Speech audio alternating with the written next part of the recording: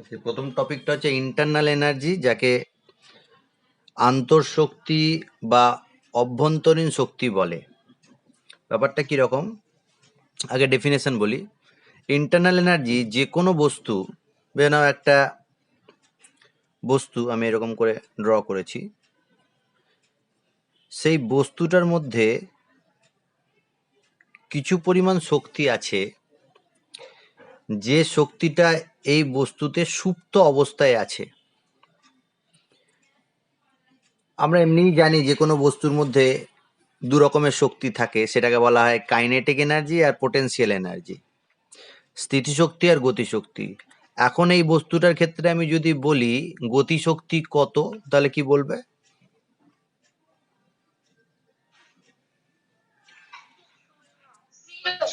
Zero, শূন্য। আচ্ছা, স্থিতিশক্তি যদি বলি তাহলে আছে, সেটা ক্যালকুলেট করতে পারবে যদি বস্তুটাকে এখান থেকে আমি উপরের দিকে তুলি বা সরিয়ে দিই, মানে পোটেনশিয়াল এনার্জি যেটাকে বলা হয়। কিন্তু এইখানে যে শক্তির কথা আমি বলছি ইন্টারনাল এনার্জি, সেটাও গতিশক্তি আর স্থিতিশক্তির একটা যোগফল, টোটাল গতিশক্তি আর টোটাল স্থিতিশক্তি। কিন্তু এইটা পদার্থের ভেতরের যে কণাগুলো আছে তাদের ক্ষেত্রে বলা হচ্ছে। অর্থাৎ ইন্টারনাল এনার্জি যখন আমি ডেফিনেশন দেবো, ভেবে না একটা সিস্টেম আছে এরকম, সেই সিস্টেমটা এক জায়গায় স্থির আছে, কিন্তু এই সিস্টেমের ভেতরে যে কণাগুলো আছে, অণু পরমাণু বা আয়ন আছে, সেই অণু পরমাণু বা আয়ন, নিশ্চয়ই সেই অণু পরমাণু বা আয়নগুলো স্থির অবস্থায় ভেতরে থাকে না। তা এইখানে যে ইন্টারনাল এনার্জি, যেটা কাইনেটিক এনার্জি আর পোটেনশিয়াল এনার্জির কথা বলছি, সেটা সবসময় স্থির বস্তুর ক্ষেত্রেই বলবো। এক নম্বর পয়েন্ট, এখানে ভেতরে যে কণাগুলো আছে তাদের স্থিতিশক্তি আর গতিশক্তির কথা বলা হচ্ছে, এই বস্তুটার ভেতরে বা এই সিস্টেমটার ভেতরে যে কণাগুলো আছে। এখন এই ভেতরে যে কণাগুলো আছে সেগুলো এক জায়গা থেকে আরেক জায়গায় যেতেও পারে, ট্রান্সলেশন এনার্জি যাকে বলা হয়। এই বস্তুগুলো বা এই কণাগুলো, বস্তুর কণাগুলো ভাইব্রেট হতে পারে, ভাইব্রেশনাল এনার্জি বলতে পারি তাকে, রোটেশন হতে পারে, রোটেশনাল এনার্জি বলতে পারি। অর্থাৎ কাইনেটিক এনার্জি বলতে এই যে ভেতরের কণাগুলো আছে তাদের কাইনেটিক এনার্জি বলা হচ্ছে। বস্তুটা এক জায়গায় থাকবে। তাহলে ইন্টারনাল এনার্জি যখন কথা বলবো, প্রথম পয়েন্ট যেটাকে আমাকে ধরে নিতে হবে যে বস্তুটা স্থির অবস্থায় আছে, রেস্টে আছে, কোথাও যাচ্ছে না, মুভমেন্ট হচ্ছে না। ভেতরে যে কণাগুলো আছে তাদের কথা বলা হচ্ছে, তাদের কাইনেটিক এনার্জি নিশ্চয়ই জিরো হবে না, কারণ সবসময় কণাগুলো এদিক ওদিক ছুটছে। গ্যাসীয় অবস্থার ক্ষেত্রে বেশি হয়, তরলের ক্ষেত্রে কম, সলিডের ক্ষেত্রে সব থেকে কম। আচ্ছা, এবার এই যে বস্তুটা আছে, এই বস্তুটার উপর বা এই সিস্টেমটার উপর বাইরের থেকে কোনো এক্সটার্নাল ফোর্স দেওয়া হয়নি, নেই বা নাই। বাইরে থেকে কোনো এক্সটার্নাল ফোর্স নেই মানে কি, কোনো ম্যাগনেটিক ফিল্ড নেই, ইলেকট্রিক্যাল ফিল্ড নেই। তার মানে এই যে বস্তুটার সিস্টেমের মধ্যে যে কণাগুলো আছে তার কণাগুলোর ওপরে এক্সটার্নাল কোনো ফোর্সের প্রভাব নেই। এই দুটো পয়েন্ট রেখে আমরা ইন্টারনাল এনার্জি ডেফিনেশনটা দেব। যদি বাইরে থেকে কোনো এক্সটার্নাল ফোর্স ক্রিয়া না করে এবং বস্তুটা স্থির অবস্থায় থাকে, তাহলে এই বস্তুটার ভেতরে যে কণাগুলো আছে সেই কণাগুলোর কিছু শক্তি সুপ্ত অবস্থায় আছে। যেমন আমি যদি কয়লা দিয়ে এক্সাম্পল দিই, কয়লাটা যখন রাখা থাকে তখন মনে হয় যে ওই পদার্থের মধ্যে কোনো এনার্জি নেই, এরকম আপাত দৃষ্টিতে মনে হয়। কিন্তু কয়লাকে যখন আমি পোড়াই তখন সেখান থেকে প্রচুর পরিমাণে তাপ শক্তি আর আলোক শক্তি পাওয়া যায়। এটা কিন্তু কয়লা যখন রাখা ছিল তখন কিন্তু বুঝতে পারিনি। পেট্রোল যদি থাকে, সেই পেট্রোলটা যদি রাখা থাকে তাহলে সেই পেট্রোলের ভেতরে কি শক্তি আছে সেটা বোঝা যায় না।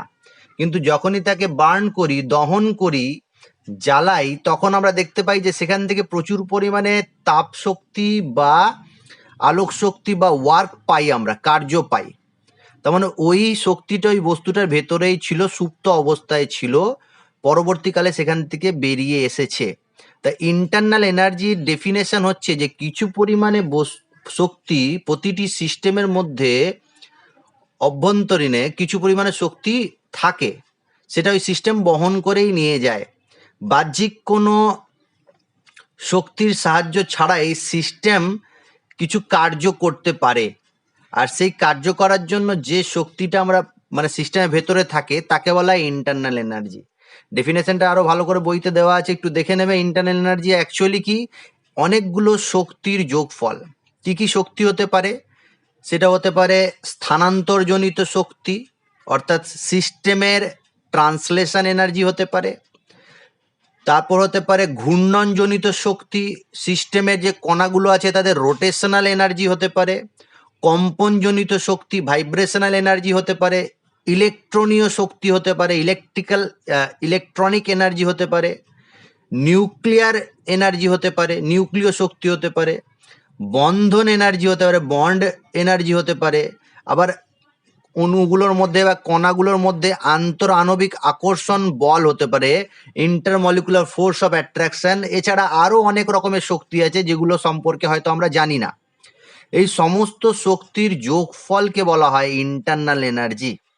তাহলে ইন্টারনাল এনার্জিকে ডিনোট করা হয় ইউ আকৃতি, ইউ অক্ষর দিয়ে। ইউ অক্ষর দিয়ে আগে অনেক বইতে দেখবে ই দিয়েও ডিনোট করা হতো, তার পুরনো বই যদি থাকে সেখানে ই থাকতে পারে।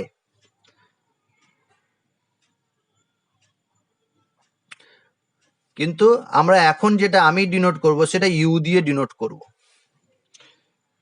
ইউ হচ্ছে internal energy.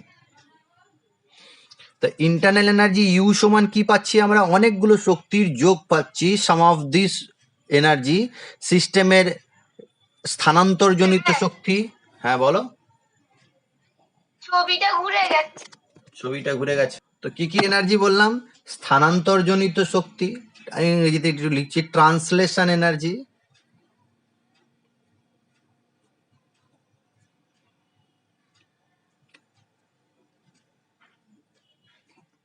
Plus rotational energy যেটাকে বলা হয় ঘূর্ণনজনিত শক্তি,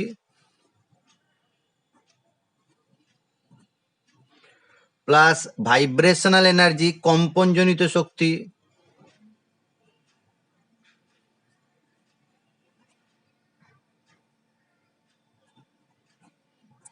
এছাড়া হতে পারে, আমি জাম্প দিয়ে দিয়ে বলছি, নিউক্লিয় বা নিউক্লিয়ার শক্তি,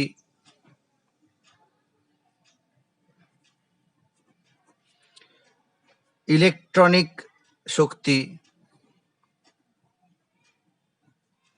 এনার্জি, বন্ড এনার্জি,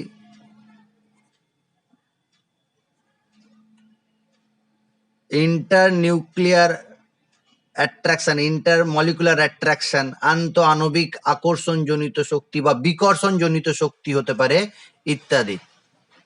এই সমস্ত এনার্জির যোগফলকে আমরা বলছি ইন্টারনাল এনার্জি।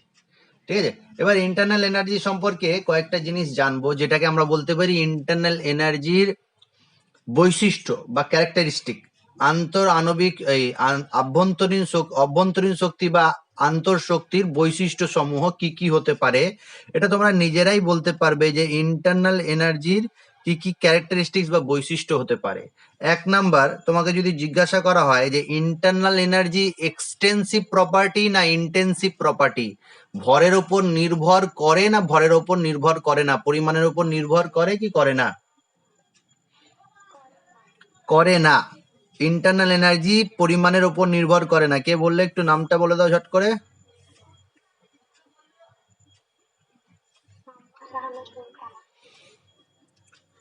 সুলতানা, বাকিটা শুনতে পাইনি। আমি বললাম তোমাকে এই যে সিস্টেমটা আছে, এই সিস্টেমের ইন্টারনাল এনার্জি, আর একটা সিস্টেম তোমার পাশে আমি ড্র করছি, এই ছোট্ট একটা সিস্টেম ভেবে না, একই পদার্থের দুটো সিস্টেম, তাহলে দুটোরই ইন্টারনাল এনার্জি কি একই হবে? এক হবে না। কেন হবে না?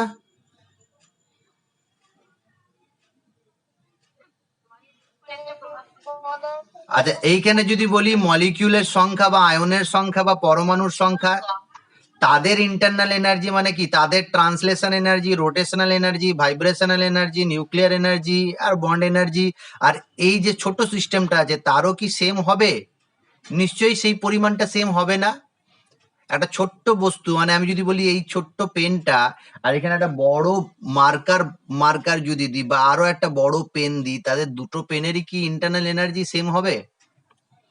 বা আমি যদি বলি একটা ছোট্ট কয়লার টুকরোকে যদি আমি বলি পোড়াই, সেখান থেকে যে পরিমাণে ইন্টারনাল এনার্জি পাবো, বড় বা 1 কেজি কয়লা বা বড় একটা কয়লার টুকরো যদি নিই, তাহলে কি দুজনের এনার্জি, ইন্টারনাল এনার্জি সেম হবে?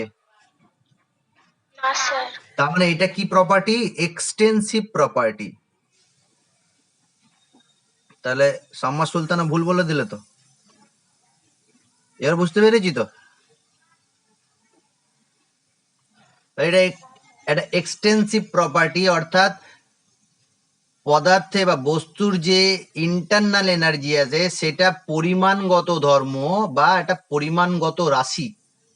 2 নাম্বার যেটা আমি বলি, সেই ইন্টারনাল এনার্জিটা অবস্থার অপেক্ষক, স্টেট ফাংশন।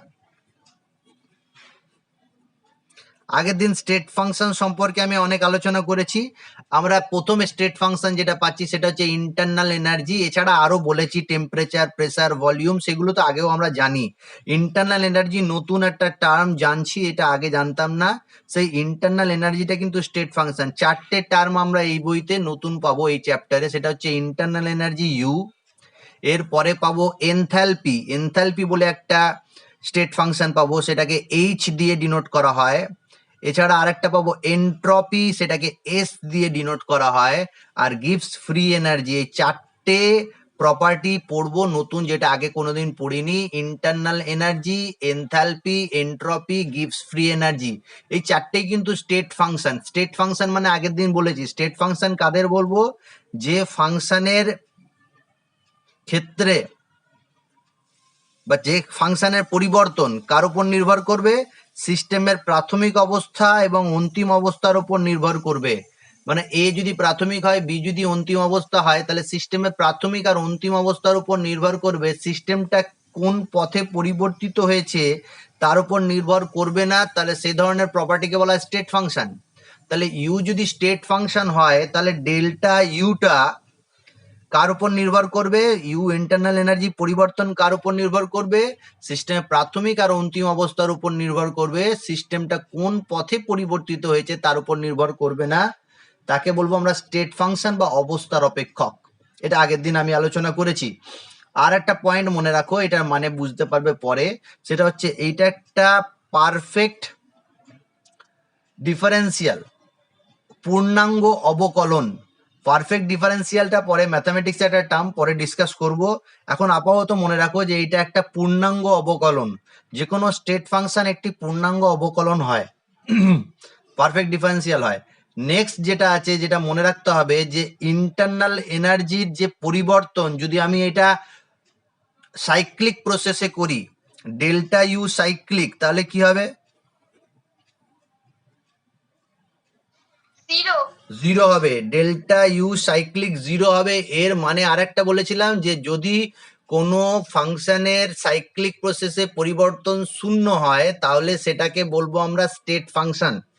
ঠিক আছে? তাহলে এটা যেহেতু একটা স্টেট ফাংশন, তাহলে এর সাইক্লিক প্রসেসে পরিবর্তন বা ক্ষুদ্র পরিবর্তন যদি ইন্টিগ্রেশন ফর্মে লিখি, তাহলে এরকম ভাবে লিখবো, এটাও কি হবে? জিরো হবে।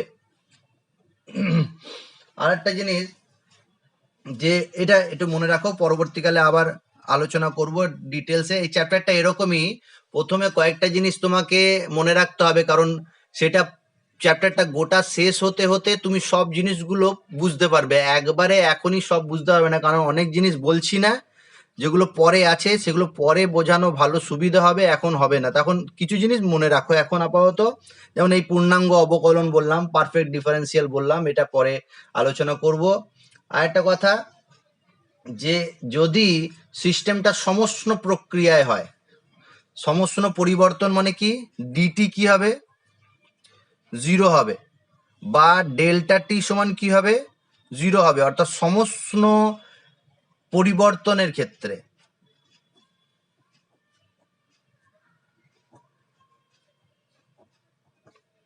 সমষ্ণ পরিবর্তনের ক্ষেত্রে আদর্শ গ্যাসের, খুব ইম্পর্টেন্ট পয়েন্টটা, স্টার দিয়ে রাখবে এই পয়েন্টটা।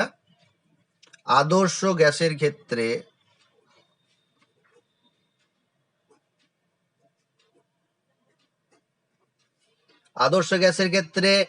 ডেল্টা ইউ কি হয়, ডি ইউ কি হয়? সেটা হয় শূন্য। ডিইউ সমান 0। তার মানে কি স্থির উষ্ণতায় যেখানে উষ্ণতার কোনো পরিবর্তন হবে না, সমস্ত পরিবর্তনের ক্ষেত্রে আরেকটা পয়েন্ট কি, আদর্শ গ্যাসের ক্ষেত্রে ডেল্টা ইউ এর মান 0 হয়। এটা আপাতত এখন মনে রাখো, একটা ফর্মুলা পরবর্তীকালে আমরা দেখব, সেটা হচ্ছে ডিইউ বা ডেল্টা ইউ সমান, জানো কি জানি না আমি, সিভি ডেল্টা টি বা সিভি ডিটি। এটা এক মোল গ্যাসের ক্ষেত্রে।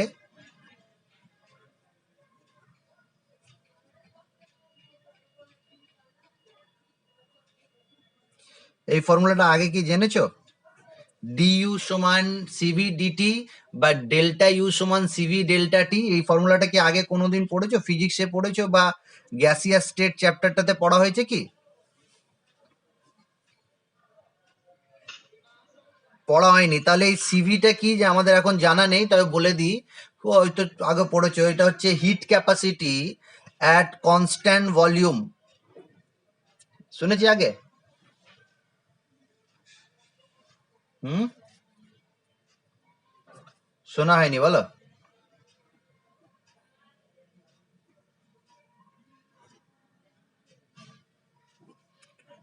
At constant volume.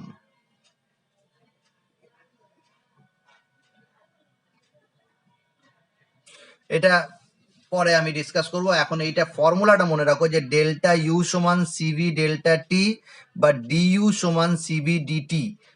তাহলে এই ফর্মুলাটা যদি থাকে এক মোল গ্যাসের ক্ষেত্রে, এন মোলের ক্ষেত্রে এন একটা স্মল এন চলে আসবে, এন সিভি ডিটি। তাহলে স্থির উষ্ণতা যদি হয়, টেম্পারেচার যদি কনস্ট্যান্ট থাকে, তাহলে ডেল্টা টি সমান কি হবে? 0 হবে।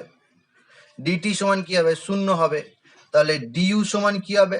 0 হয়ে যাবে। CV dT, CV into 0 equals to 0 হয়ে যাবে। তাহলে ডেল্টা ইউ ইন্টারনাল এনার্জি পরিবর্তন আদর্শ গ্যাসের ক্ষেত্রে সমস্ত প্রক্রিয়ায় 0 হবে। এই পয়েন্টটা মনে রাখবে।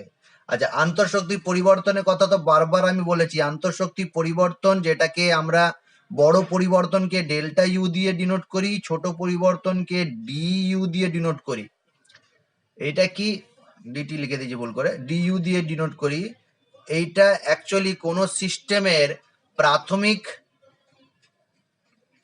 ফাইনাল স্টেজে ইন্টারনাল এনার্জি মাইনাস ইনিশিয়াল স্টেজে ইন্টারনাল এনার্জির যে পার্থক্য, সেটাকে ডেল্টা ইউ বলে।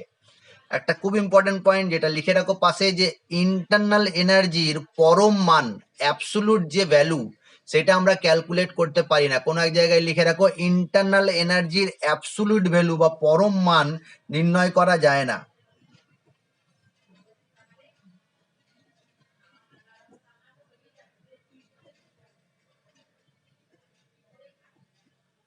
কেন করা যায় না তুমি নিজেই দেখো। একটা সিস্টেমের ইন্টারনাল এনার্জি মানে এতগুলো এনার্জি, বা যত আরো এছাড়াও আরো অনেক এনার্জি আছে যেগুলো আমরা হয়তো জানি না, তাদের প্রত্যেকটার যোগফলকে ইন্টারনাল এনার্জি বলছি। তাহলে একটা সিস্টেমের এতগুলো এনার্জি আমরা ঠিক সঠিকভাবে ক্যালকুলেট করতে পারবো না। এখনো এক্সপেরিমেন্টাল কোনো যন্ত্র পাওয়া যায়নি যেগুলোর সাহায্যে এই সমস্ত এনার্জিকে সঠিকভাবে আমরা মেজার করতে পারি।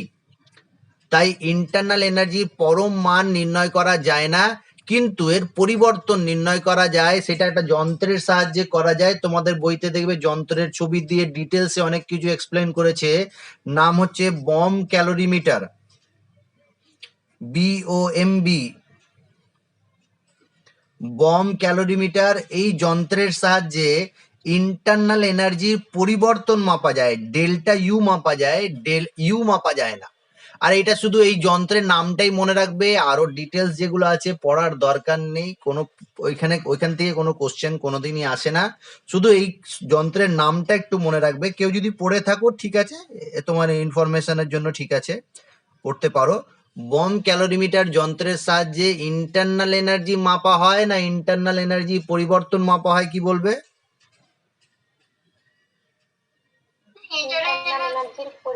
ইন্টারনাল এনার্জির পরিবর্তন মাপা যায়। ঠিক আছে, তাহলে এটা মনে রাখবে ভালো করে। আর কোনো রাসায়নিক বিক্রিয়া যদি হয় তাহলে সেই রাসায়নিক বিক্রিয়ার ক্ষেত্রে আমি যখন বিক্রিয়ক থেকে বিক্রিয়াজাত পদার্থে যাব তাহলে সেই বিক্রিয়কের কিছু ইন্টারনাল এনার্জি আছে আর বিক্রিয়াজাত পদার্থের কিছু ইন্টারনাল এনার্জি পাবে। সেই ইন্টারনাল এনার্জিটাকে মাপতে পারবে না, কিন্তু যখনই তোমার বিক্রিয়াটা সম্পূর্ণ হবে বা বিক্রিয়াটা ঘটবে, সাপোজ ধরো এ থেকে বি একটা রিয়াকশন হয়েছে, এ হচ্ছে রিয়াক্ট্যান্ট, বি হচ্ছে প্রোডাক্ট, বা এরকম করে লিখতে পারি আর থেকে পি হয়েছে, রিয়াক্ট্যান্ট থেকে প্রোডাক্ট হয়েছে। তাহলে রিয়াক্ট্যান্টের কিছু ইন্টারনাল এনার্জি আছে যেটাকে ইউ আর মাথায় বার দিলাম, অনেকগুলো থাকতে পারে, এক বা একাধিক থাকতে পারে, অ্যাভারেজ বোঝাবো তাহলে মোলার বলবো, যেটাকে এই বইতে কি বলছে দেখে না একবার, সেটা বলছে মোলার আন্তঃশক্তি, যেটা হচ্ছে প্রতি মোল পদার্থের আন্তঃশক্তি। তাহলে এটা হবে না ইউ বার, আর এটা হবে না প্রোডাক্টের মোলার ইন্টারনাল এনার্জি, যেটা ইউপি বা এবি দিয়ে বলতে পারি, ফাইনাল ইনিশিয়াল দিয়েও বলতে পারি। তাহলে এই রাসায়নিক বিক্রিয়ার ক্ষেত্রে ইন্টারনাল এনার্জির পরিবর্তন ডেল্টা ইউ সমান কি হবে বলো? U product minus U reactant. এইটা যন্ত্রের সাহায্যে এক্সপেরিমেন্টালি আমরা ডিটারমাইন করতে পারি। আর কোনো পদ্ধতি, ম্যাথমেটিক্যাল পদ্ধতি আছে, আমি অত জটিলতায় যাচ্ছি না, আছে পার্সিয়াল ডেরিভেটিভ দিয়ে আমরা ইন্টারনাল এনার্জির ক্যালকুলেশন করতে পারি। তা ছোট করে একটু বলে দিই, হ্যাঁ, যদি এগুলো আমাদের নেই অত ডিটেলসে। Calculation of internal energy mathematically একটু দেখিয়ে দিচ্ছি।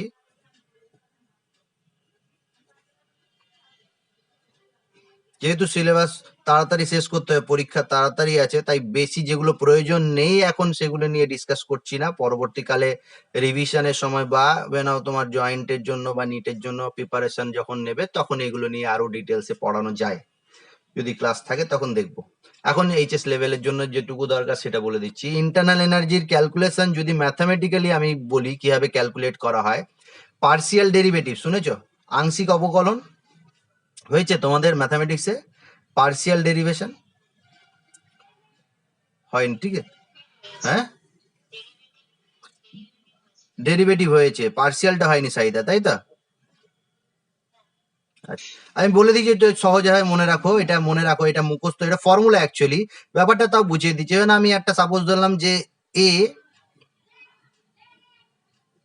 বা বি যে কোনো একটা ফাংশন, সেটা একটা প্রপার্টি কিসের উপর ডিপেন্ড করে? এটা হয় না function of x and y, অর্থাৎ এর মানটা নির্ভর করে এক্স এর উপর আর ওয়াই এর উপর। এই যে function of x and y, বা আমরা এরকম শুনেছি না ইউভি ডেরিভেটিভ, শুনেছি? ইউভি ডেরিভেটিভ করতে শিখেছি। ইউভি ডেরিভেটিভ কিভাবে করতাম? আমরা একটাকে কনস্ট্যান্ট রেখে আর একটাকে ডেরিভেটিভ করতাম, আবার একটা কনস্ট্যান্ট রেখে আর একটা ডেরিভেটিভ করতাম, তাই তো? তাহলে হয় না A is a function of x and y, তাহলে এর ডেরিভেটিভ যখন করব, partial derivative d A, d A মানে হচ্ছে এর পরিবর্তন, ক্ষুদ্র পরিবর্তন, সেটা কি হবে?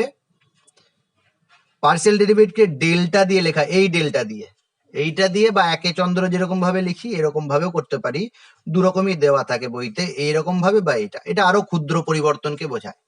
তাহলে এটা হচ্ছে delta A by delta x, অর্থাৎ এর পরিবর্তন এক্স এর রেসপেক্টে অ্যাট কনস্ট্যান্ট ওয়াই। ওয়াই যখন কনস্ট্যান্ট থাকবে, এর পরিবর্তন এক্স এর রেসপেক্টে কি হবে? সেটা delta A by delta x at constant y. তাহলে এই পুরোটার ক্ষেত্রে কি হবে? যদি আমি বলি ডিএক্স এর রেসপেক্টে কত হবে, তাহলে ইন্টু ডিএক্স, ডিএক্স এর রেসপেক্টে কি হবে? Into dx. এটা এরকম ভাবে মনে রাখতে পারি, delta A by delta x, যেটা নিচে থাকবে সেটা ডিএক্স, প্লাস আর একটা, এটা ওয়াই কনস্ট্যান্ট রেখে করেছিলাম, এখন এক্স কে কনস্ট্যান্ট রেখে বানাও করবো, তাহলে delta A by delta y at constant x. তাহলে এর ক্ষুদ্র পরিবর্তন কার রেসপেক্টে? ওয়াই এর ক্ষুদ্র পরিবর্তনের রেসপেক্টে, যখন এক্স কনস্ট্যান্ট, তাহলে ডিএক্স এর রেসপেক্টে কি হবে পরিবর্তনটা? ইন্টু করে দেবো ডিওয়াই রেসপেক্টে ইন্টু ডিওয়াই। তাহলে এটা হচ্ছে পার্সিয়াল ডেরিভেটিভ। কার পার্সিয়াল ডেরিভেটিভ? এর পার্সিয়াল ডেরিভেটিভ। এটা মনে রাখা খুব সহজ। এটা কি বোঝাতে চাইছে সেটাও বলে দিলাম তোমাকে আমি।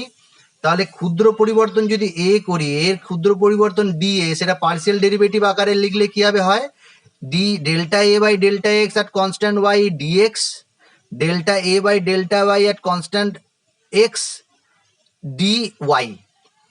এখন তোমাকে যদি বলে দিই ইন্টারনাল এনার্জি ইউ, ইউ যদি ফাংশন হয় function of volume and temperature, কেন ইন্টারনাল এনার্জি দুটো জিনিসের উপর নির্ভর করে, ভলিউমের উপর নির্ভর করে, আয়তনের উপর নির্ভর করে, আর টেম্পারেচারের উপর নির্ভর করে। তাহলে ডেল্টা ইউ বা ডিইউ ইন্টারনাল এনার্জির পরিবর্তন কি আমরা ম্যাথামেটিক্যালি কিভাবে লিখবো? পার্সিয়াল ডেরিভেটিভ আকারে। কেউ একজন বলো দেখি, এই উপরের জিনিসটাকে দেখে দেখে বলো। Delta U by delta V at constant t dv plus delta u by delta t d at constant v dt dt। ঠিক আছে, এইটা হয়ে গেল পার্সিয়াল ডেরিভেটিভ আকারে ইন্টারনাল এনার্জির পরিবর্তন। এগুলো আমাদের নেই, ঠিক আছে। আর এই যে টার্মগুলো পরবর্তীকালে আমি ডিসকাস করব, একটু শেষের দিকে ডিসকাস করব, এই যেগুলো বলছি এখন মনে রাখো আপাতত। আর এইটা আর কিছুই না, এটা হচ্ছে তোমার সিভি, সরি এইটা সিভি অ্যাট কনস্ট্যান্ট টিতে, ঠিক আছে। এটা পরবর্তীকালে আমি ডিসকাস করবো, এখন বলছি না কিছু। তাহলে এটা ইন্টারনাল এনার্জির পরিবর্তন কিভাবে ক্যালকুলেট করতে হয়, এখন আমাদের এইটা মনে রাখলেই হবে যে কোনো বিক্রিয়া যদি বিক্রিয়ক থেকে বিক্রিয়াত পদার্থ হয় রাসায়নিক বিক্রিয়ার ক্ষেত্রে ইন্টারনাল এনার্জি পরিবর্তন প্রোডাক্টের ইন্টারনাল এনার্জি মাইনাস রিয়াক্ট্যান্টের ইন্টারনাল এনার্জি যেটা হয় মোলার ইন্টারনাল এনার্জি সেটার। আর আরেকটা কোনো মনে রাখবে যে আদর্শ গ্যাসের ক্ষেত্রে ইন্টারনাল এনার্জি, সমষ্ণ প্রক্রিয়ার ক্ষেত্রে ইন্টারনাল এনার্জি কি দেখালাম আমি? আদর্শ গ্যাসের ক্ষেত্রে সমষ্ণ প্রক্রিয়া ইন্টারনাল এনার্জি 0 হয়, ঠিক আছে। এই জিনিসগুলো তুমি কিন্তু একটু মনে রাখবে, এটা ইন্টারনাল এনার্জি রিলেটেড কিছু তথ্য। আমি বই থেকে একবার রিডিং পড়ে নেব, বাকি ম্যাথামেটিক্যাল ক্যালকুলেশনটা নেক্সট দিন আমরা ক্যালকুলেশন গুলো সব বলবো, internal energy related, work related, heat related. অল্প করে একটু ওয়ার্ক আর হিটটাও বলে দিই, হ্যাঁ। তাপ আর কার্য, যেটুকু দরকার এখন আপাতত সেইটুকু বলছি। হিট অ্যান্ড ওয়ার্ক এটা বইতে আছে, দেখবে অনেক বড় করে দেওয়া আছে। আর নেক্সট দিন ক্লাসে আমরা কার্য আর তাপ ম্যাথামেটিক্যাল ক্যালকুলেশন গুলো, নিউমেরিক্যাল প্রবলেম গুলো সলভ করবো। তাই ক্যালকুলেটরটা নেক্সট দিন অবশ্যই রাখবে নিজের সাথে, নেক্সট দিন অঙ্কগুলো করবো। এখন শুধু একটু থিওরি গুলো বা ফর্মুলা গুলো বলে দিচ্ছি। আচ্ছা, তাপ কাকে বলে এটা আমরা অনেক দিন ধরেই পড়ে আসছি। আর দেখো তাপ বা কার্য এটা কি ধরনের ফাংশন, আগের দিন বলেছি স্টেট ফাংশন আর পাথ ফাংশন। পাথ ফাংশন মনে রাখবে, শক্তি বা এনার্জির দু ধরনের রূপ পাওয়া যায়। এনার্জি বা শক্তি দুই ধরনের, একটা হচ্ছে সঞ্চিত অবস্থায় থাকে আর একটা হচ্ছে চলমান অবস্থায় থাকে। অর্থাৎ এক জায়গায় থাকে সঞ্চিত অবস্থায় স্টোর হিসাবে থাকে শক্তি, আর একটা চলমান হিসাবে থাকে। যেমন আমি তোমাকে যদি জিজ্ঞাসা করি যে কাইনেটিক এনার্জিটা কিরকম এনার্জি, স্টোর হিসাবে থাকে না চলমান হিসাবে থাকে? চলমান। কাইনেটিক এনার্জিটা এরকম। আচ্ছা, ইন্টারনাল এনার্জির কথা যদি বলি, ইন্টারনাল এনার্জি কিরকম এনার্জি, সঞ্চিত শক্তি না চলমান শক্তি? সঞ্চিত শক্তি। তাহলে ইন্টারনাল এনার্জি হচ্ছে একটা সঞ্চিত শক্তি। আচ্ছা, চলমান শক্তি কে আমরা পদার্থের ধর্ম বলি না। চলমান শক্তি দুটোই পাবে, যেমন তুমি দুটো পাচ্ছ কি, তাপ এবং কার্য। তাপও একটা চলমান শক্তি, ঠিক আছে, আর কার্যটা একটা চলমান শক্তি। আমি এখন দেখাচ্ছি, সেই জন্য এগুলো হচ্ছে পথ অপেক্ষক, স্টেট ফাংশন নয়, পদার্থের কোন রকম ধর্ম নয়, এরা একটা ফাংশন, এটা হচ্ছে পাথ ফাংশন। যেমন আমি তাপ শক্তি যদি বলি, এখানে একটা বস্তু আছে যার টেম্পারেচার হচ্ছে 100°C, আর সেই বস্তুর পাশে আর একটা বস্তু আমি রেখে দিয়েছি, সেটা হচ্ছে টেম্পারেচার, বড় বস্তু আমি ছোট করে রেখে দিয়েছি, তাই হ্যাঁ না, এটা 20°C। তাহলে কি হবে, এখান থেকে কিছু কিছু কিছু জিনিস জিনিস বলা ঠিক হবে না, একটা এনার্জি এখান থেকে এখানে যাবে, ঠিক আছে, সেটাই হচ্ছে তাপ বা হিট যাকে বলি। এখন আমরা থার্মোডাইনামিক্সে বা কেমিস্ট্রির থার্মোডাইনামিক্সে, ফিজিক্সের থার্মোডাইনামিক্সও আছে, কেমিস্ট্রির থার্মোডাইনামিক্সে তাপকে যখন ডিফাইন করব, হিটকে যখন ডিফাইন করব, কিভাবে ডিফাইন করব, সিস্টেম এবং পরিবেশের রেসপেক্টে ডিফাইন করব। এখানে একটা সিস্টেম আছে, এটা সিস্টেম, আর এর বাইরে সব সারাউন্ডিংস। তাহলে সিস্টেম এবং পরিবেশের মধ্যে উষ্ণতার যদি পার্থক্য হয়, এখানে যেমন দুটো আলাদা বস্তুর উষ্ণতার পার্থক্য আছে, একটা 100 ডিগ্রি, একটা 20 ডিগ্রি। এখন সিস্টেম এবং সারাউন্ডিংস এর মধ্যে যদি উষ্ণতা টেম্পারেচারের পার্থক্য দেখা যায়, কোনটাতে বেশি কোনটাতে কম আমি সেটা বলছি না, হয় এখানে টেম্পারেচার সিস্টেমে বেশি আর সারাউন্ডিংসে কম, বা সারাউন্ডিংসের বেশি সিস্টেমে কম, যদি এরকম আনইকুয়াল টেম্পারেচার থাকে, উষ্ণতার পার্থক্য থাকে, তাহলে যে শক্তি সিস্টেমের দেওয়ালের মধ্যে দিয়ে, সেটা এই দেওয়ালের মধ্যে দিয়ে হতে পারে বা কাল্পনিকও হতে পারে, বা আমি উপরে ক্লোজ সিস্টেমও বলতে পারি, তাহলে সিস্টেমের দেওয়ালের মধ্যে দিয়ে যদি ডাইথার্মাল ওয়াল হয়, তাহলে যে শক্তি সিস্টেম এবং দেওয়ালের মধ্যে, সিস্টেম এবং পরিবেশের মধ্যে স্থানান্তরিত হয়, তাকে বলা হয় তাপ বা হিট। তাহলে ডেফিনেশনটা কি হলো, সিস্টেম এবং পরিবেশের মধ্যে উষ্ণতার পার্থক্য থাকলে যে শক্তি বা যে এনার্জি সিস্টেমের দেওয়ালের মধ্যে দিয়ে সিস্টেম এবং পরিবেশের মধ্যে স্থানান্তরিত হয় তাকে তাপ বলে। আর তাপ সিস্টেমের কোনো ধর্ম নয়, এটা একটা প্রবাহমান শক্তি, যেটাকে বলা হয় পথ অপেক্ষক বা পাথ ফাংশন। এইটুকু শুধু ডেফিনেশনটা একটু বই থেকে পড়ে নেবে। আর একে স্মল কিউ দিয়ে ডিনোট করা হয়, থার্মোডাইনামিক্স ফিজিক্সের ক্ষেত্রে ক্যাপিটাল কিউ, আমরা এখানে স্মল কিউ দিয়ে ডিনোট করব। আর একটা জিনিস মনে রাখবো, কিউ বা সিস্টেমের যে শক্তি আছে, তাপ আছে, তার সাইন, চিহ্ন, এটা খুব ইম্পর্টেন্ট। হ্যাঁ, এই চিহ্নটা মনে রাখবে। ইউপ্যাক অনুযায়ী, আইইউপিএসি এই অনুযায়ী সিস্টেমের দুটো সাইন পাওয়া যায়, কিউ এর দুটো সাইন পাওয়া যায়। আর মনে রাখবে, কেমিস্ট্রিতে আমরা যে কোনো জিনিস যখন বলবো সেটা সিস্টেমের রেসপেক্টে বলবো। ফিজিক্সের ক্ষেত্রে সারাউন্ডিংস এর রেসপেক্টে বলে, পরিবেশের রেসপেক্টে বলে, আর আমরা কেমিস্ট্রিতে সিস্টেমের রেসপেক্টে সবগুলোই বলবো। তাহলে এখানে যে সাইনটা হবে সেই সাইনটা নিয়ে বলছি আমি, যেটা বলছিলাম সাইন দিয়ে। ইউপ্যাক যে নিয়মটা বলেছে সেটা বলি। ইউপ্যাক অনুযায়ী সিস্টেম যদি পরিবেশ থেকে তাপ শোষণ করে, সিস্টেম পরিবেশ থেকে তাপ শোষণ করে, অ্যাবজর্ব করে যদি, তাহলে সাইনটা কি হবে, চিহ্নটা কি হবে, পজিটিভ সাইন হবে। অর্থাৎ সিস্টেম কর্তৃক তাপ শোষিত হলে, অ্যাবজর্ব হলে, সিস্টেম কি তাপটা পাচ্ছে, যেহেতু সিস্টেম তাপ পাচ্ছে, হিট পাচ্ছে, তাই সেই সাইনটাকে পজিটিভ সাইন ধরা হয়।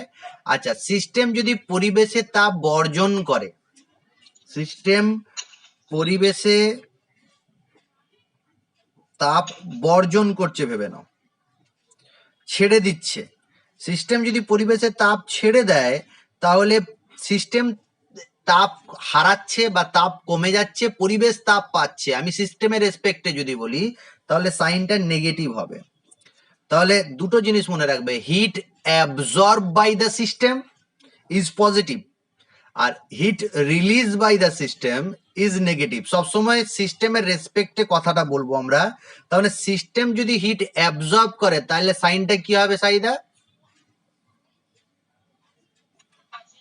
আর সিস্টেম যদি হিট রিলিজ করে, তাপ বর্জন করে, তাহলে সিস্টেম তাপ হারাচ্ছে, সিস্টেমের তাপ কমে যাচ্ছে, ডিক্রিজ হচ্ছে, তাহলে সিস্টেমের সাইনটা কি হবে, তাপের সাইনটা হবে নেগেটিভ হবে। তাহলে এই দুটো জিনিস মনে রাখবে। কখন কিউ পজিটিভ হয় বা কিউ পজিটিভ এর অর্থ কি, আর কিউ নেগেটিভ এর অর্থটা কি, heat absorb by the system আর heat release by the system. সিস্টেমের রেসপেক্টে হয়, পরিবেশের রেসপেক্টে হয় না।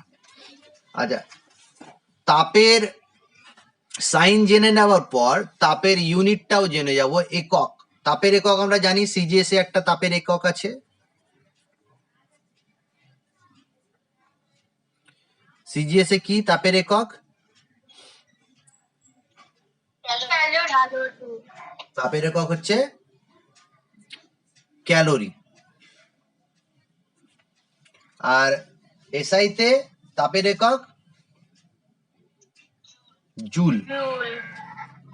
এসআই তে তাপের একক জুল, যে দিয়ে ডিনোট করা হয়, বা জুল বানান করেও লিখতে পারি আমরা। ঠিক আছে, এবার আসছি আমরা কার্য বা ওয়ার্ক। জাস্ট এইটুকু পড়ে নেবে বই থেকে, কার্য কাকে বলে, তাপ কাকে বলে, তাপের সাইনটা কি হবে, আর এককটা কি হবে। ওয়ার্ক, দেখো ওয়ার্ক জানি আমরা অনেকদিন ধরেই পড়েছি। কার্য কাকে বলে এই ডেফিনেশনটা কিন্তু আমাদের প্রায় সবারই জানা আছে। তাহলে কার্যর ডেফিনেশন, থার্মোডাইনামিক্সে কার্যের ডেফিনেশনটা একটু আলাদা রকম হয়। আর একটু ছোট করে বলে দিই, কার্য এখানে দু রকম কার্য বলা হয়। একটাকে বলা হয় পিভি ওয়ার্ক, চাপ আয়তনিক কার্য বলা হয় পিভি ওয়ার্ক। আর একটাকে বলা হয় নন পিভি ওয়ার্ক। আর আমরা থার্মোডাইনামিক্সে যেটা পড়বো সেটা হচ্ছে পিভি ওয়ার্ক বা চাপ আয়তন জনিত কার্য বা চাপ আয়তনিক কার্য।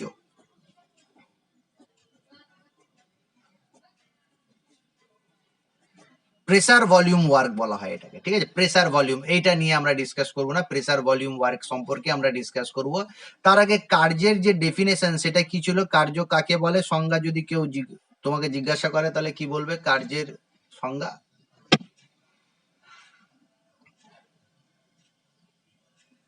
বলো একজন, কার্যের সংজ্ঞা। বল প্রয়োগ করলে যদি স্মরণ ঘটে তাকে কার্য। বল প্রয়োগ করলে যদি প্রয়োগ বিন্দু স্মরণ হয় তখন তাকে কার্য বলা হয়। হ্যাঁ, তাহলে এই ক্ষেত্রে বল প্রয়োগ আর স্মরণের ব্যাপারটাকে একটু দেখো বলছি আমি। ভেবে নাও এটা একটা সিলিন্ডার আছে, সেই সিলিন্ডারে কিছু পরিমাণে গ্যাস আছে, আর সেই সিলিন্ডারে তুমি কি করেছো, একটা পিস্টন দিয়েছো যেটা ঘর্ষণ মুক্ত আর বলহীন একটা পিস্টন আছে, সেই পিস্টন দিয়েছো। তাহলে এইখানে একটা গ্যাস আছে, সেই গ্যাসটা ভেবে না আয়তন ভি আছে, ভি আয়তন গ্যাস। এখন তুমি যদি এই আয়তনটাকে সংকুচিত করতে চাও তাহলে বাইরে থেকে একটা বল প্রয়োগ করবে, সেটা কি প্রেসার। তুমি না পি পরিমাণ চাপ দিলে, তাহলে পি পরিমাণ যদি চাপ দাও তাহলে পিস্টনটা ভেতরের দিকে ঢুকে যাবে। আর এখানে যে গ্যাসের আয়তন ছিল সেই গ্যাসের আয়তনটা কি হবে, পরিবর্তন হবে, এখানে সংকোচন হবে, পরিবর্তন হবে। নাও তোমার গ্যাসের আয়তন যা ছিল সেখান থেকে অল্প পরিমাণে কমে গেল, ডিভি পরিমাণ বা ডেল্টা ভি পরিমাণ কমে গেল, ডিভি বা ডেল্টা পরিমাণ কমে গেল। উল্টো হতে পারে, একটা পিস্টন যুক্ত সিলিন্ডার আছে, তাহলে ভেতরে ভলিউম আছে, গ্যাস আছে, গ্যাসের ভলিউম হচ্ছে ভি, ভেতরে প্রেসারটা যদি গ্যাস না এখানে গ্যাসটা প্রসারিত হয়, তাহলে গ্যাস যদি প্রসারিত হয় তাহলে পিস্টনটা উপরের দিকে উঠে যাবে, তাহলেও তোমার আয়তনের পরিবর্তন হবে, সেটা বললাম ডেল্টা ভি। এটা কমে যাচ্ছে, এটা বেড়ে যাচ্ছে, কিন্তু আয়তনের পরিবর্তন। এখানেও যে গ্যাস প্রেসারটা দিচ্ছে না, পি পরিমাণ প্রেসার দিচ্ছে বা বল প্রয়োগ করছে। প্রেসার মানে কি, একক ক্ষেত্রফলের উপর প্রযুক্ত বল, তার মানে এটা একটা বল। তাহলে আমি যদি বল প্রয়োগ করি, বাইরের থেকে বল প্রয়োগ করি বা ভেতর থেকে বল প্রয়োগ করি, তাহলে দেখো এখানে আয়তনের পরিবর্তন হয়েছে। আয়তনের পরিবর্তনকে আমি ভাবতে পারি না যে সরণ। আয়তনের পরিবর্তন মানে কি, দৈর্ঘ্যের পরিবর্তন, প্রস্থের পরিবর্তন আর উচ্চতার পরিবর্তন, এটাকেই তো বলছি আয়তনের পরিবর্তন। তাহলে সিলিন্ডারটাকে আমি যদি ভাবি যে পিস্টনটা উঠে গেল, মানে পিস্টনের সরণ হলো, বল প্রয়োগ করলাম পিস্টনের সরণ হলো, তাহলে বল প্রয়োগ করলাম আর সরণ হলো, তাহলে সেটা কার্য হলো। সেই কার্যটাকে বলা হয় চাপ আয়তনিক কার্য, কারণ প্রেসার আর ভলিউম এদের মধ্যে রিলেশন আছে। এই কার্যের ক্ষেত্রে প্রেসার আর ভলিউম জনিত কার্য বলা হয় এটাকে, প্রেসার ভলিউম ওয়ার্ক। আর যেখানে প্রেসার বা ভলিউমের কোনো পরিবর্তন দেখা যায় না বা সেই রিলেটেড কার্য নয়, তাকে নন পিভি ওয়ার্ক বা নন প্রেসার ভলিউম ওয়ার্ক বলে। যেমন আমি যদি ইলেকট্রিক্যাল ওয়ার্কের কথা বলি,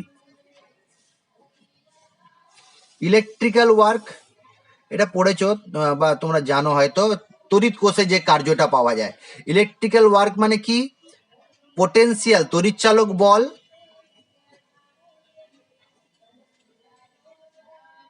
তড়িৎচালক বল ইনটু কুলম, এটা হচ্ছে ইলেকট্রিক্যাল ওয়ার্ক, যেটা নন প্রেসার ভলিউম ওয়ার্কের একটা এক্সাম্পল। আর এইটা হচ্ছে প্রেসার ভলিউম ওয়ার্ক, যেটা থার্মোডাইনামিক্সে পড়বো আমরা। এটা তড়িৎ রসায়নে আছে। তড়িৎচালক বল ইনটু কুলম যদি করি, ই ইনটু কিউ করি, তাহলে ইলেকট্রিক্যাল ওয়ার্ক পাবে। ডাব্লু ই বলা হয় এটা, ইএল, ইলেকট্রিক্যাল ওয়ার্ক। আর এটা প্রেসার ভলিউম ওয়ার্ক, এর আরেকটা নাম হচ্ছে যান্ত্রিক কার্য বলে, মনে রাখবে, যান্ত্রিক কার্য, মেকানিক্যাল ওয়ার্ক বলা হয় এটাকে। তাহলে প্রেসার ভলিউম ওয়ার্কের ডেফিনেশন কি জানলাম, যে যদি তুমি এখানে ডেফিনেশন আসছি, দেখো এটা তো তুমি দেখে নিলে প্রেসার ভলিউম ওয়ার্ক, আর সংজ্ঞা দিয়েছে মানে ওয়ার্ক কাকে বলে। তাহলে সিস্টেম এবং পরিবেশের রেসপেক্টেই বলবো আবার আমি কার্য কাকে বলে। এখানে একটা সিস্টেম আছে, যেমন এখানে পিস্টনে সিলিন্ডারের মধ্যে ভলিউম গ্যাস আছে, তার মানে এইটা হচ্ছে তোমার সিস্টেম। তাহলে সিস্টেমের মধ্যে এবং সারাউন্ডিংস এর মধ্যে, সিস্টেম এবং সারাউন্ডিংস এর মধ্যে যদি অসম বল ক্রিয়া করে, অসম বল, আনইকুয়াল ফোর্স, যেমন আমি যদি এক্ষেত্রে বলি বাইরের প্রেসারটা বেশি সিস্টেমের তুলনায়, তাহলে কি হবে? গ্যাসটা সংকুচিত হবে। আর এখানে কি বলি, সিস্টেমের প্রেসার বেশি বাইরের তুলনায়, মানে এক্ষেত্রে বাইরে সারাউন্ডিংস এর বল বেশি, সিস্টেমের বল কম, সারাউন্ডিংস এর বল কম, সিস্টেমের বল বেশি। তাহলে একটা আনইকুয়াল ফোর্স দেখা যাচ্ছে, এখানে অসম বল ক্রিয়া করছে। আর যদি এরকম হতো, ভেবে নাও, আমি যে বোঝাবার জন্য বলছি, এটা হচ্ছে পি এক্সটার্নাল, ইএক্সটি, বাহ্যিক চাপ, আর এখানে একটা পি আছে, সেটা হচ্ছে পি ইন্টারনাল, আইএনটি বা আইএন। তাহলে এই প্রথম ক্ষেত্রে কি হচ্ছে, যেখানে সংকোচন হচ্ছে, কি হচ্ছে? P external greater than P internal, in. আর এক্ষেত্রে কি হচ্ছে? P internal greater than P external. আর যদি P external equals to P internal হয়, তাহলে কি পিস্টনের সরণ হবে? এইটা যদি হয়, পিস্টনের সরণ হবে? হবে না। যদি এরকম কিছু ঘটনা ঘটে, তাহলে কার্য পাওয়া যাবে না। কার্য কখন পাওয়া যাবে? এক্ষেত্রে পাওয়া যাবে, অর্থাৎ P external greater than P ইন্টারনালের ক্ষেত্রে পাওয়া যাবে কার্য, P internal greater than P এক্সটার্নালের ক্ষেত্রে পাওয়া যাবে কার্য। আর 3 নাম্বার কেস যেটা আছে, পি ইন্টারনাল আর এক্সটার্নাল সমান, তখন কোনো কার্য পাওয়া যাবে না। তার মানে এখানে প্রেসার ভলিউম ওয়ার্ক হবে না, হয় এক্ষেত্রে হবে, না এক্ষেত্রে হবে। তার মানে দুটো ক্ষেত্রেই তুমি দেখো যে সিস্টেম এবং সারাউন্ডিংস এর মধ্যে অসম বল ক্রিয়া করছে, আনইকুয়াল ফোর্স ক্রিয়া করছে। তাহলে যখন সিস্টেম এবং পরিবেশের মধ্যে অসম বল ক্রিয়া করে বা ক্রিয়া করলে, যে শক্তি সিস্টেমের দেওয়ালের মধ্যে দিয়ে সিস্টেম এবং পরিবেশের মধ্যে স্থানান্তর হয়, তাকে আমরা কি বলবো? কার্য, বা চাপ আয়তনিক কার্যও বলতে পারি, প্রেসার ভলিউম ওয়ার্কও বলতে পারি, যান্ত্রিক কার্যও বলতে পারি। ঠিক আছে, একে ডাব্লু অক্ষর দ্বারা চিহ্নিত করা হয়। আর কি, এই ওয়ার্কের সাইন আছে আবার দুটো, মনে রাখবে, তাপের যেমন সাইন আছে, ওয়ার্কেরও সাইন আছে। ওয়ার্কের চিহ্ন ইউপ্যাক অনুযায়ী। দেখো এই দুটো ক্ষেত্রে কিন্তু কার্য হয়েছে। প্রথম ক্ষেত্র যদি বলি, তুমি ভালো করে বুঝে বলো দেখি, এখানে সিস্টেমে ওপর কার্য হয়েছে না সিস্টেম দ্বারা কার্য হয়েছে? প্রথম ক্ষেত্রে সিস্টেমের ওপর কার্য হয়েছে না সিস্টেম দ্বারা? সিস্টেমের ওপর কার্য হচ্ছে, সিস্টেমের ওপর কার্য। ইংলিশটা খুব ভালো, work done on the system on the system যদি হয়, work done on the system যদি হয়, তাহলে সেটাকে পজিটিভ কার্য বলা হয়। পজিটিভ কার্য তার মানে সিস্টেমের ওপর সারাউন্ডিংস যদি কাজ করে তাহলে সিস্টেম কিছু কার্য পায়, সেই জন্য পজিটিভ। সিস্টেমের উপর যদি সারাউন্ডিংস কার্য করে তাহলে সিস্টেম কার্য পায়, সেটা পজিটিভ। আচ্ছা, system work done by the system যদি হয়, সিস্টেমের দ্বারা কার্য বা সিস্টেম কর্তৃক কার্য, work done by the system, তাহলে কি হয়? সিস্টেম যদি নিজে কার্য করে, তাহলে তুমি যদি নিজে কার্য করো তাহলে তোমার এনার্জি বাড়বে না কমবে?